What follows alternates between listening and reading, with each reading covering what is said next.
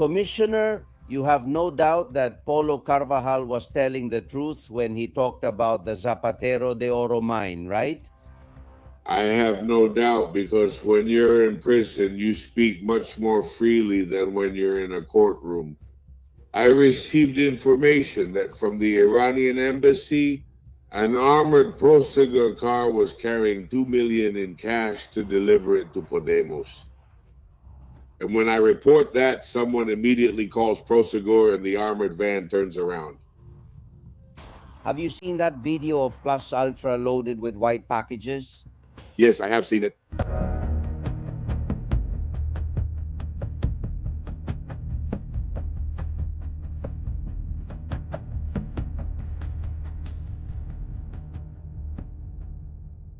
Gentlemen, everything has suddenly sped up. I'm referring to the circle of Jose Luis Rodriguez Zapatero, who has been indicted, hasn't left his house, and is under police surveillance because they believe he tried to flee when he was notified of his indictment. That's why there were tickets for his whole family heading to Venezuela, and there are still witnesses who haven't spoken yet. One of them is Hugo Carvajal, who, as you know, is in the United States in a prison. He wants to talk about Zapatero just like Alex Saab, Maduro's frontman. When they finish telling what they know about their relationship with Rodriguez Zapatero, maybe the one who will go after him, as we mentioned here yesterday, will be the United States.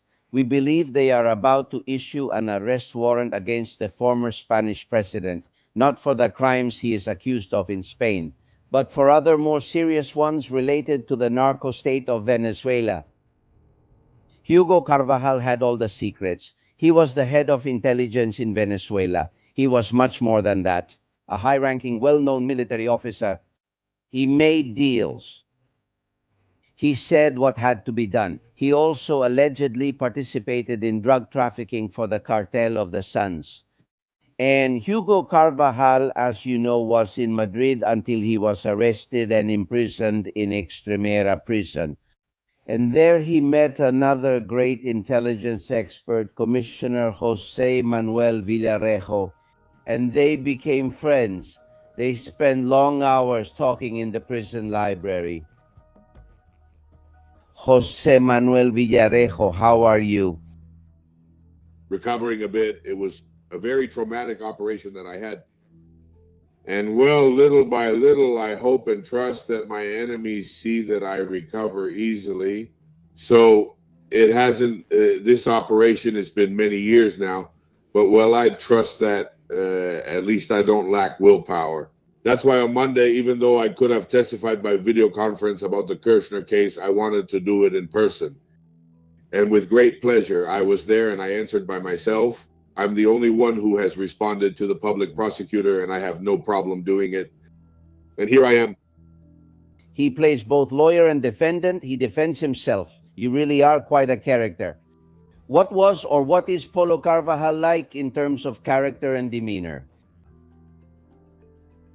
Well, I've met many intelligence officials from South American and Hispanic American countries, and they all have the same profile.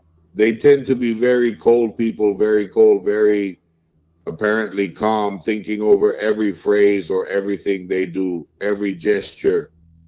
And they're people who, one way or another, have studied at what's called the Academy of the Americas, where the Central Intelligence Agency trained almost all the intelligence chiefs from the entire Southern Cone, precisely so they could later use them as informants or collaborators, right? This man has a cold look. He seems polite, but he's very cold, very distant. I mean, you can spend hours with him and you feel there's a lot of distance between him and you, right? Not just mentally, but in every way. He's an extremely distrustful person. And what happens is that I think he had a certain level of trust with me out of necessity, because he saw that I was the only person who in some way could help him with something, with what he didn't understand had happened to him in Spain, right? At that time, Hugo Carvajal was fighting not to be extradited to the United States, which ended up happening. And you, I'm told, were the one who suggested that he write down everything that could prevent the extradition. Everything he knew about the Spanish government, about Podemos, about Rodriguez Zapatero, everything that could be investigated in Spain and keep him here. Those pages and pages written by hand, we've seen them and we've shown some of them. You were the one who gave him the idea, weren't you? Yes. Look, I crossed paths with him. I think I remember in 2018, 2019, when I was in prison. I got out of prison on March 3rd, 2021. At the time he arrived in prison, well, for reasons I don't know, the high security unit, which was where the military police officers, civil guards, and prison staff were, about 50 people approximately. Well, for whatever reasons, maybe because I was on TV every day or because the media campaign against me was so brutal, in the unit, they considered me the leader, which I never understood, you know? And so as soon as he arrived, he asked, who here knows what's going on and all that? Well, talk to Commissioner Villarejo and so on. Then the man came up to me. He wanted somehow to be placed in a cell next to mine and so on. That didn't happen because the CNI had already planned to place, as they did, a trusted prison officer who had already previously reported about me, right? Javier, I don't want to say his last name. And then from that moment, after 2 or 3 days, the man, very suspicious, didn't talk to anyone. After 2 or 3 days, well, he noticed that I never had breakfast. I usually took the time to go up to the gym or to walk when I was alone and so on. And so he took advantage. He saw that I spent practically all my time in the library, spending about an hour helping the other inmates as a lawyer. With petitions and things, and the rest of the time I was writing and reading. I spent all day in the library because I figured it was a way to pass the time. So he started coming closer to it was interesting because there, even though the library is open and all, everyone has assigned tables, or at least I did, since I was the one giving advice and all. I had a table assigned to me almost like an office. And then the man started coming closer to the tables. And finally, he said to me, I want to talk to you because I don't understand anything. Tell me what's going on. Well, look, the CNI tells me to come to Spain for protection. They give me a false identity. They meet me at the airport. I'm just calmly at home when suddenly they arrest me and say the CIA pressured them, which is why I'm here. So they've brought me some lawyers. I don't trust them. You don't mind your lawyer if he takes me and all that? I said, well, I'll talk to him. I talked to him. My lawyer, a man not really inclined, let's say, to, but hey, you know this man and all that. Man, trust me, help him and all that. Well, but I need don't worry. And indeed, when I took him on one occasion, I think it was for an interrogation, when they took him to the national court, of course, they wanted him to tell everything. And my lawyer said, no, excuse me, first negotiate conditions with this man and all that. Right after that interrogation, I remember that his wife, a young intelligence agent, a young spy whom he had married, and his eldest son received a visit at the CNI where they said, either you change your lawyer from Villarejo or forget about the matter. So he changes his lawyer, and even then he realizes that he has to trust, because what I told him was correct. I told him, look, report everything you know, tell everything you know, because it will be valued. I mean, the CNI might have some boss who hates me and all, but it's a very important unit. They're very brilliant people. They're very well prepared. When they realize how important his information is, they'll stop him from going to the United States. Because if the United States is going to take advantage of that information against Spain's interests, let them do it here in Spain.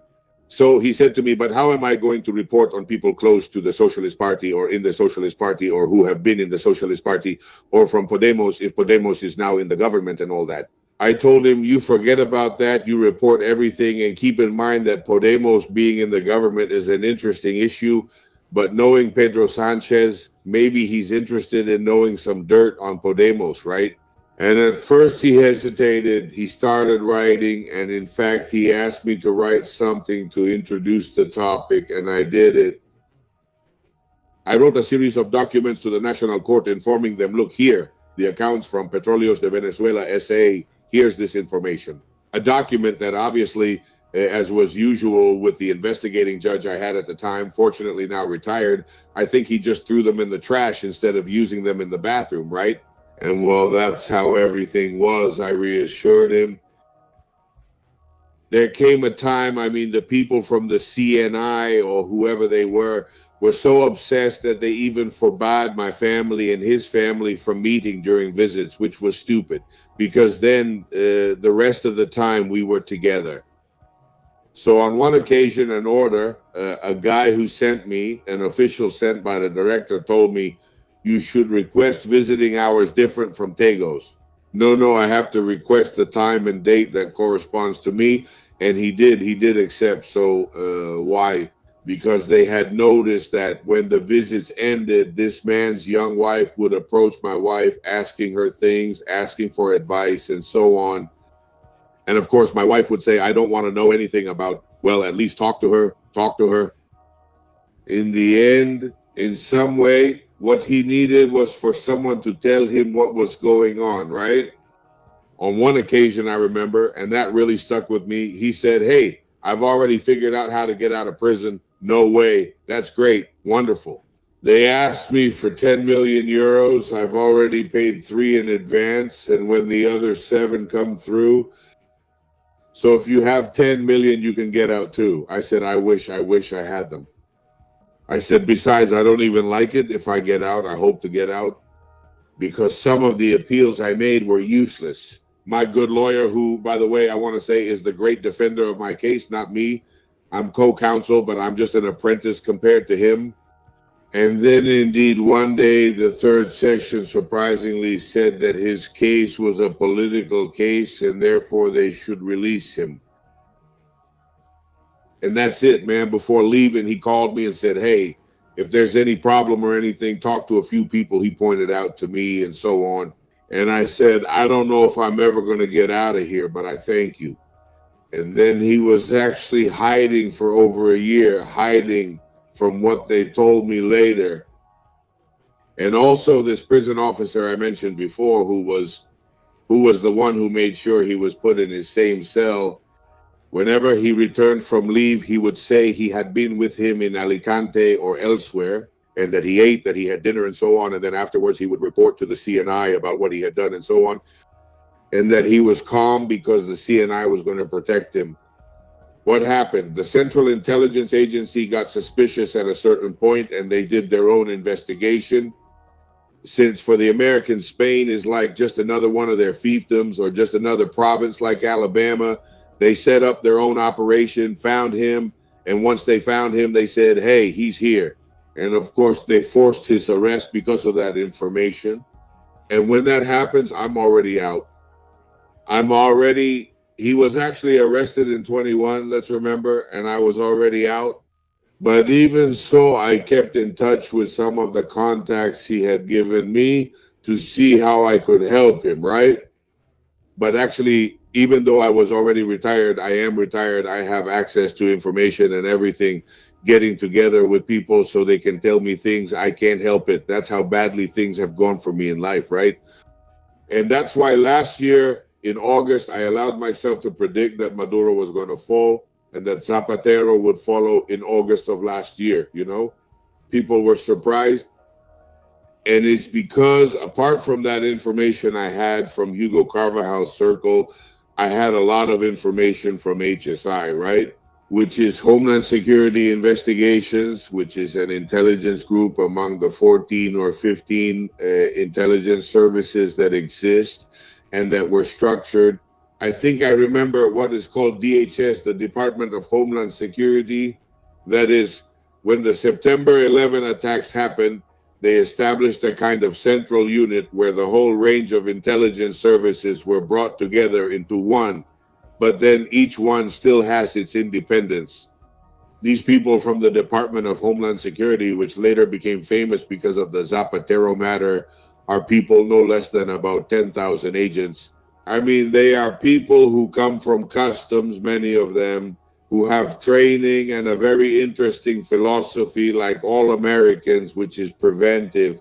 That is, they want to prevent crimes that are going to be committed in the United States from getting past the border. So they need to be stopped before reaching the United States, right? And they act with that philosophy. What did he tell you about Zapatero? Because Polo Carvajal wrote in Extremera prison the exact location of the supposed gold mine that Hugo Chavez gave to Zapatero and others who helped him. Did he tell you the same thing he wrote? Yes, he told me the broad outlines, and he gave me many more details, some of which I insist I included in my reports that I sent to the National Court. He had contacts on more than one occasion with the left, not just from Podemos, but also very close to the lobby that Zapatero and his circle had. And for that, every time he went, for example, with the Minister of the Interior to Iran, on the way back, they made a technical stopover in the Azores, and in the Azores, they would travel, let's say, people from the left, but more radical, let's say, closer to Podemos. There's Gonzalez. I think I remember Manolo, a good guy, by the way, whom I met personally. They were people from that era, almost from Santiago Carrillo's time. I mean, people already very old. But they were also the ones who introduced Podemos in Venezuela, and then they were pushed aside, right? And taking advantage of those technical stopovers in the Azores, they exchanged information. I don't know if they actually exchanged money or some assignments they received from Iran, because that connection existed. Iran and Venezuela as the axis of evil, as the Americans would say, as a pincer against the United States and against the West, because the idea of Iran and Venezuela was that they needed to activate political groups that would destabilize coexistence in Europe, and that's why they did the trial run here in Spain, right? So regarding Zapatero, he said that he was one of the people who had the most influence on Maduro. That before, he had even done everything possible to make sure Chavez received all kinds of care in Cuba, in Havana, to see if they could save him. I think he was the one who arranged for a prominent doctor, I believe he was Catalan, to travel to Havana incognito to try to save Chavez from the terminal cancer he had.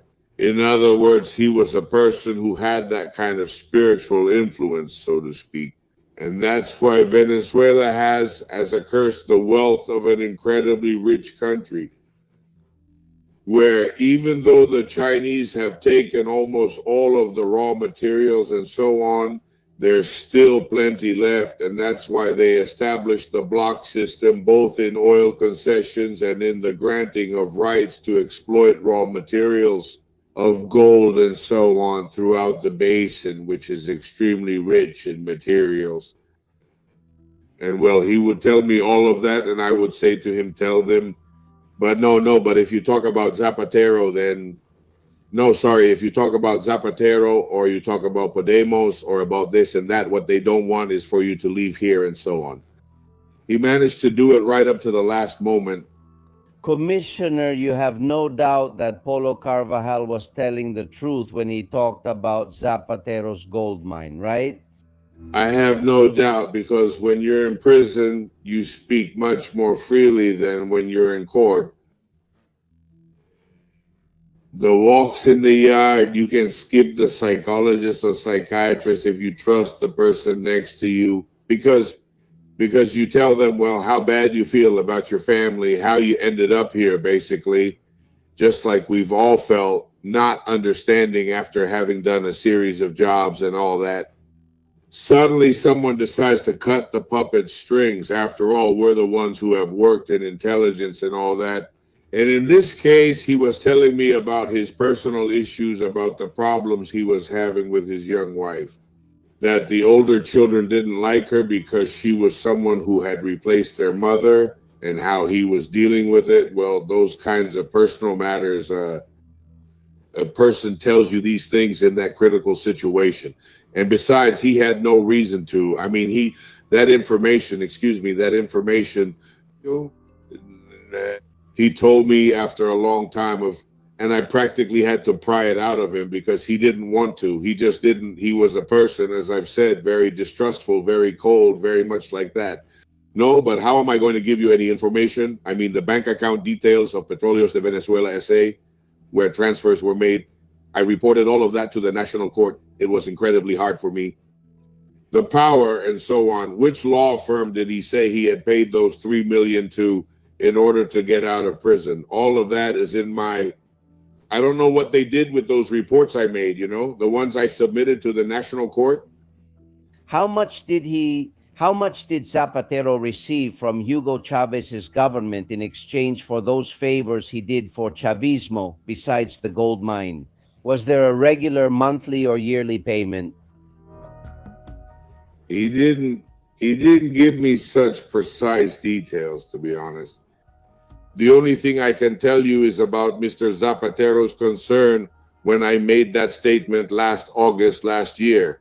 Immediately through a mutual friend, he sent me a message and said, man, don't say those things and all that, because I have a letter from Hugo Carvajal where he clears me of everything, where he says he was pressured to say whatever he said, and that even you had put ideas in his head and so on. I haven't put ideas in anyone's head. I've simply laid things out.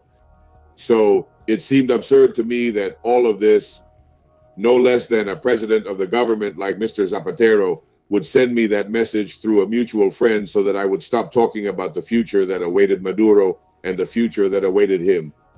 And of course, that mutual friend, whom I respect a lot, told me, hey, you're totally mistaken. Look, the letter, he showed me the letter and all that. Well, I can show you 300 letters. I'm telling you the information I have from my friends at the Department of Homeland Security, and they won't fail. And of course, when Maduro falls, I say, damn, I was right. And I say, well, now it's Zapatero's turn. That is 90% of the information handled by the UDEF, which there are some excellent professionals inside the police who have been completely isolated as a result of the structure set up by the DAO. This guy who liked to go out with underage girls, with colleagues of lower rank for those things that we all already know about. So the UDEP is made up of very brilliant people, very well-educated people, very well-prepared people, and who in one way or another had a background that has been, and I think that for whatever reasons, the United States hasn't really trusted the let's say in this case, the civil guard, not because they don't have excellent professionals, but let's not forget that they know the civil guard is a military corps, and as military personnel, they have a very deep connection with the CNI. They say, we don't want that, so let's use a civilian unit and let whatever happens, happen. And indeed, the UDEP had no choice but to document through their investigations everything that unit provided them. And I was really surprised that in the court order about Zapatero, about the provincial council, the National Security Department is mentioned, right? Because there's no reason for it to be. I mean, I think it was an imposition from the United States, like, we give you this and let's get along, because if not, we'll invade you. I mean, it's clear that Zapatero will never be able to leave Spain again. Commissioner, some people claim it was a controlled burn. Some say that Judge Calama was pressured to indict him in a hurry so that the United States wouldn't extradite him or even arrest him in the Dominican Republic, which is where the plane he was taking with his family was headed. Is the United States going to end up extraditing Zapatero?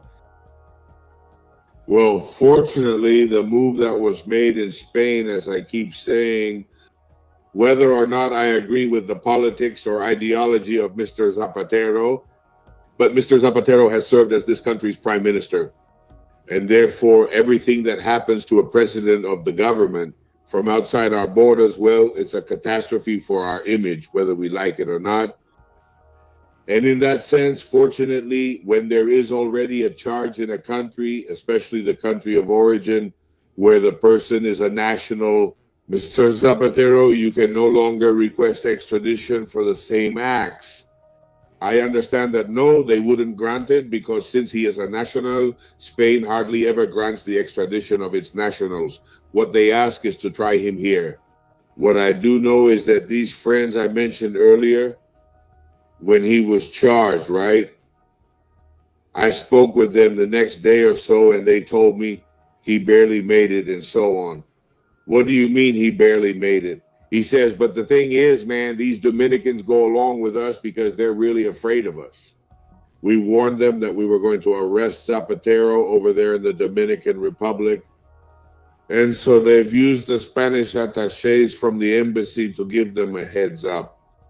And I don't think the judge knew about this operation. They simply told them that they're going to flee or whatever. What was the operation? Well, he was traveling on a regular flight, but once in Santo Domingo, he was going to travel on a private plane that Ms. Delcy had arranged to take him to Caracas. And during that transit, when he was about to board that private plane, that's where he was going to be, let's say, detained. I truly appreciate the Dominicans for doing that because for two reasons. Aside from the fact that he would be seen as a victim and all that, even though the man would spend the rest of his life in an orange jumpsuit, it would be a catastrophe for Spain's image if a prime minister were arrested. Besides, there would also be the international conflict. How would Pedro Sanchez react? I hope he wouldn't take us to war with the United States, right? But anyway, in some way that would have been catastrophic. He's capable of it, Commissioner. I really appreciate it. And I even told my colleagues, you guys are crazy. Come on, this is Spain. I don't know what you're talking about. Like, how did he expect? And they go, well, hey, you deserve it, and so on. Of course, I already said it back in August. No one who humiliates the flag of the United States thinks that 20, 30 years will go by. They'll never forgive him for that. And that's why I've said it and I've repeated it. This gentleman. Going back to Polo Carvajal, the government is ultimately the one that decides his extradition, as with all extraditions. And Sanchez was already there. Therefore, Sanchez decided that Polo Carvajal should be taken to the United States. Was it to shut him up and stop him from giving information about Podemos, which was a partner of the government, was in the Council of Ministers, and about Zapatero? Was it because of that or for other reasons? Well, I honestly don't know the real reason. I know from good friends that I still have inside the CNI that the CNI, they really emphasized the importance of this man staying in Spain, that it was essential that he couldn't be granted under any. On the other hand, they were in contact with the CIA and were saying the opposite. Yes, we're convincing the government to hand him over and so on, because I repeat, the primary function of our Secret Service is, let's say, to protect the interests of Spain. And therefore, they were very clear that by having this man here, damage control, so to speak, was in our hands. The moment this man is no longer here, we don't know. And of course, all the accusations that I am aware of right now in sealed and secret files they have against Zapatero regarding the issue of possible money laundering links, drug trafficking, and so on, where one way or another they want to implicate Mr. Zapatero, it has already slipped out of our hands. So imagine if this gentleman, I insist, makes the mistake of leaving the country or going out on the street. Let's hope not. He already knows that he is condemned, and that no matter whether Trump is replaced or someone else comes in or someone else comes, the United States Republicans and Democrats are very clear that above all, their flag is a symbol, and that's why they show off that flag. Something that here, we're such an idiotic country that showing the Spanish flag is almost an insult, right? And have you calculated how much money Chavismo gave to Podemos? How many millions?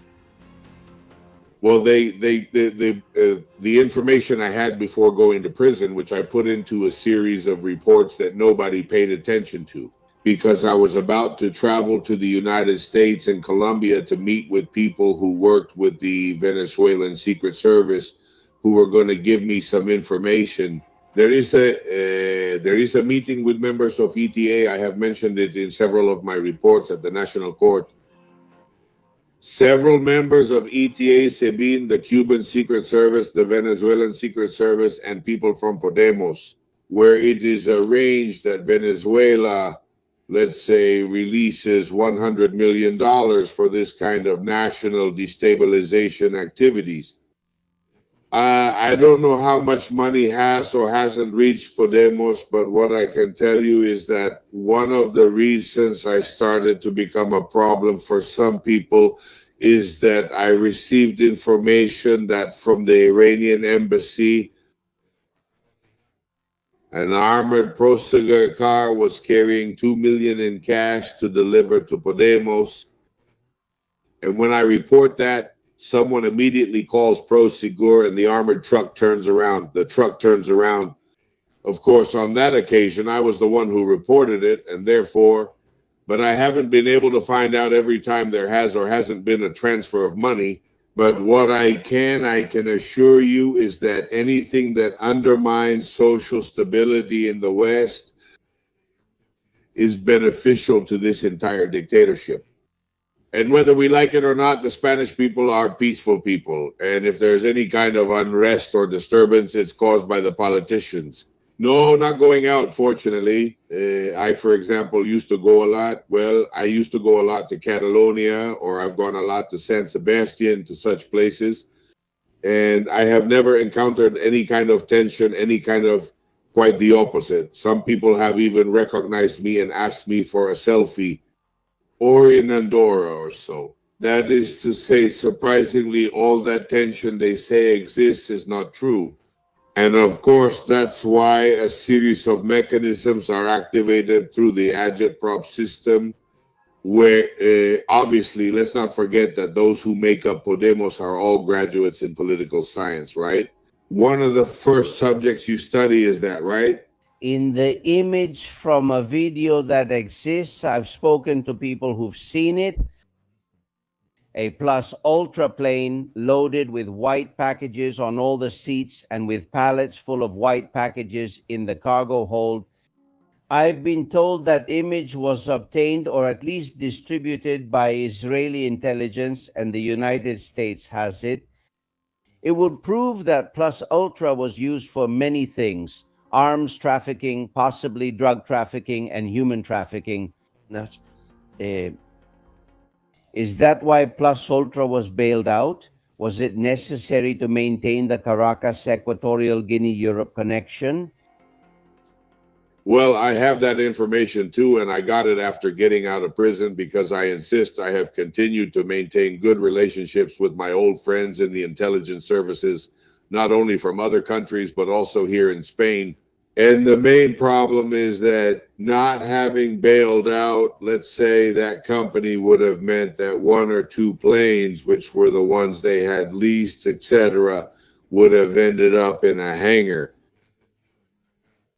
And if those planes had been analyzed before being properly cleaned, traces of narcotics and other types of substances would have been found. And in some way, 53 million is, let's say, a gift. It's a tip compared to what they would have to hide, considering the whole importance of it. That's why I insist no one has ever explained to me what a judge from the National Court is doing traveling on Plus Ultra to Colombia with Mr. Ariza, and by the way, also with a police commissioner. What are they doing while I was in prison? I mean, in other words, the tentacles of those reach every corner in the end. And just because you point out or single out certain officials, it doesn't mean you're going against the institutions. I've always said that. And I even said it the other day in my statement. Responsibilities need to be individualized. Institutions are fundamental, but if you mention a judge, a prosecutor, or a police officer, you're not against the institution itself. When they targeted me, they weren't after the police, but Commissioner Villarejo, who was an annoying guy. Mentioning a certain prosecutor or a certain judge who has sold out or whatever is not going against the institutions, as fundamental as the judiciary is. It's clear?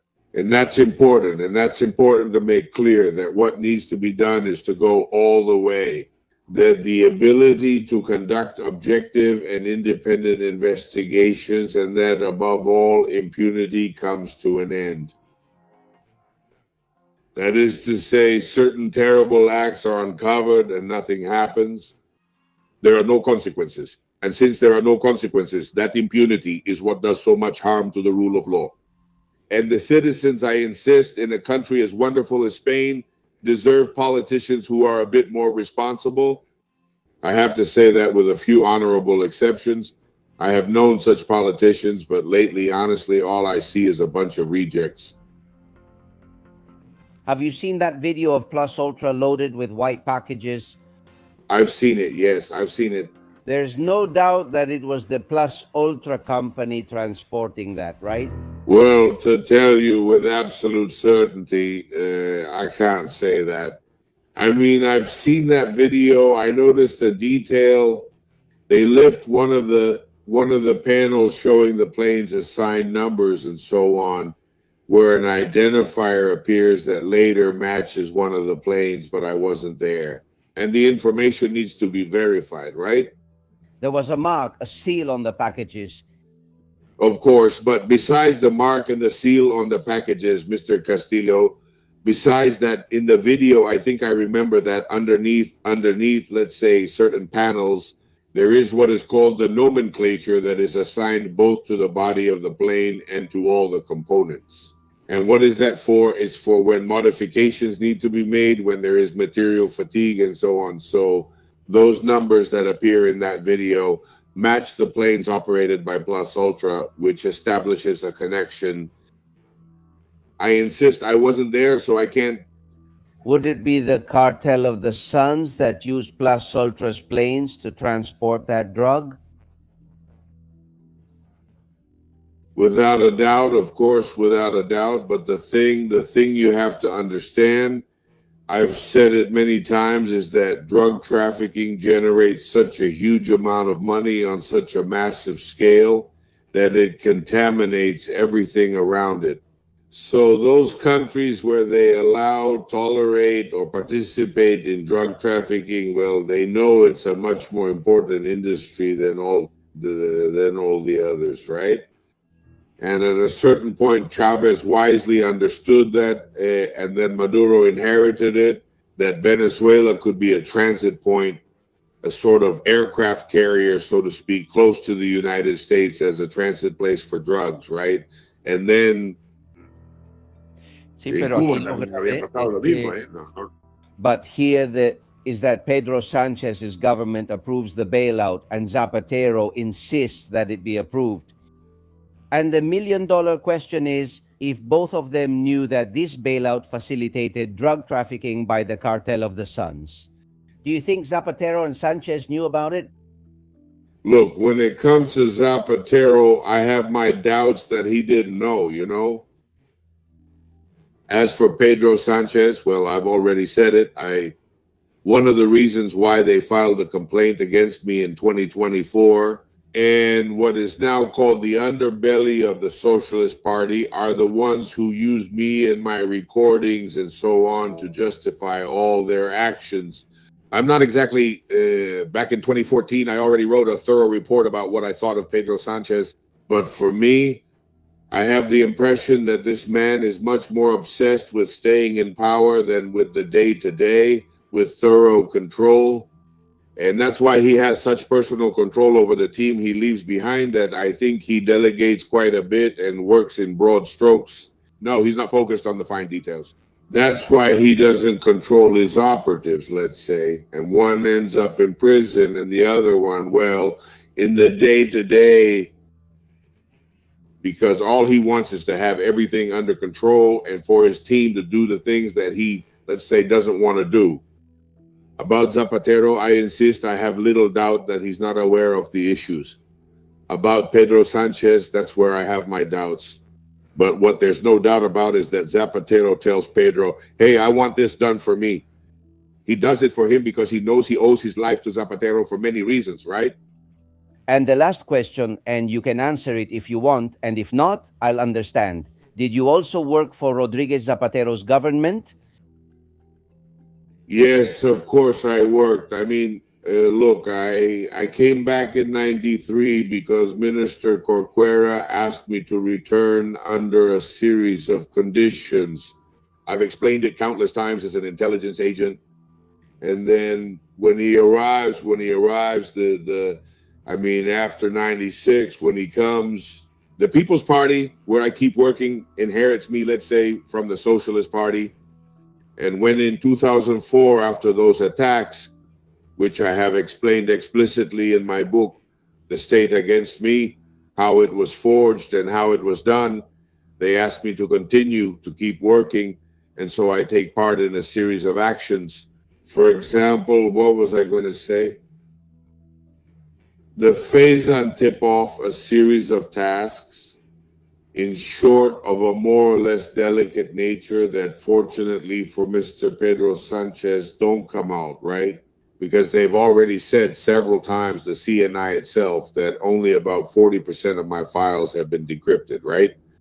Isn't it odd that nothing related to the Socialist Party gets decrypted?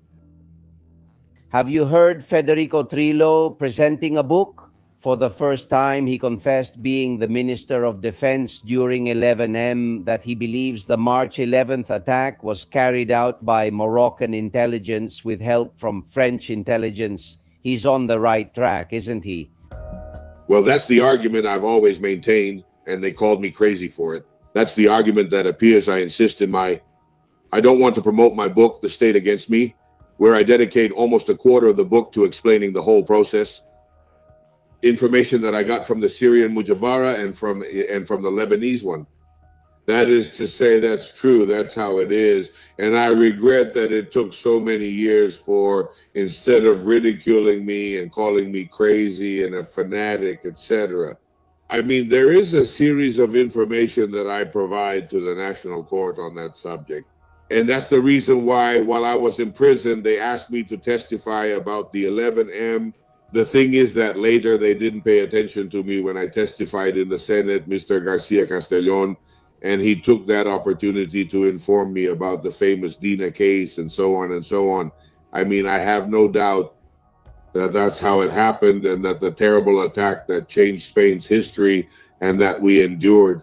It was a perfectly designed intelligence operation by the French Secret Service with help from the Moroccans, because otherwise Spain would have positioned itself ahead of France in terms of control or influence in the Mediterranean. And the French were not going to allow that, and that's what happened. That's incredible, because years later, knowing that, but not the general public, most people don't know it, France is our friend, and Morocco and the Socialist Party are like two peas in a pod, right? It's incredible. I mean, they've knelt before the one who ordered the death of almost 200 Spaniards. Such little dignity, right? Unfortunately, that's how it is. Look, I think I've mentioned it before. I had an excellent relationship with the general in charge of NATO here in Spain, who was a former member of the CNI, the CCI in those days. I met him in New York, Cayetano Tano, a brilliant guy and all that.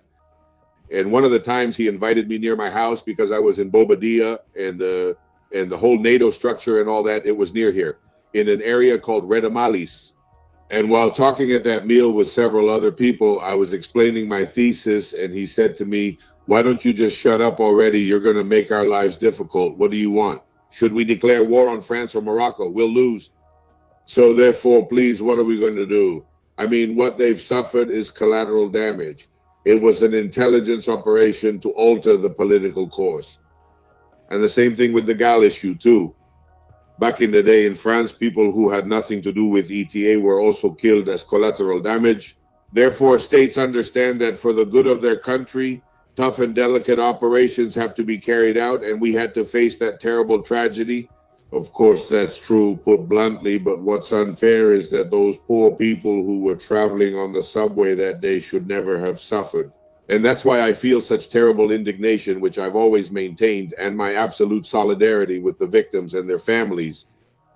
And that's why every time I've tried to speak, they told me, don't be frivolous and so on. No, excuse me.